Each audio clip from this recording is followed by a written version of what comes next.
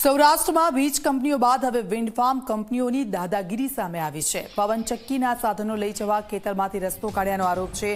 રાજકોટના ગુંદાળાના ખેડૂતે મંત્રી અને કલેક્ટરને રજૂઆત કરી છે। ખેડૂતે પાક અને પાઇપલાઇનને નુકસાન થતાં રજૂઆત કરી છે। જુનિપર કંપની અને કૈલાશનાથ એજન્સી મામલે રજૂઆત કરી છે। ખેતરમાંથી રસ્તો કાઢતા તુવેર અને જીરાના પાકને નુકસાન થયું છે। ખેડૂતે મંત્રી કુંવરજી બાવળિયા અને કલેક્ટરને રજૂઆત કરી છે। મીઠિયાના ગુંદાળાના દિનેશભાઈ મકવાણાએ રજૂઆત કરી।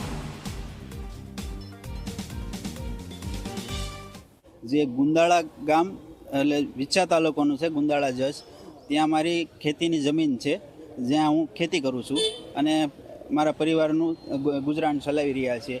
અમારી મેઇન રજૂઆત એ છે કે જુનિપર નામની કંપની છે, જે પવનચક્કીઓનું કામકાજ આજુબાજુના વિસ્તારોની અંદર કરી રહી છે, જેમાં ધારાઈ અમારી બાજુનું ગામ છે, જે ચોટીલા તાલુકાનું છે, જેને અંદર એને પરમિશન મળેલી છે પવનચક્કી નાખવા માટે, અને પવનચક્કીનો તમામ સામગ્રી એના વાહનો લઈ જવા માટે અમારી વાડીમાંથી રસ્તો કાઢી રહી છે, જેને અમે સખત વિરોધ કરીએ છીએ।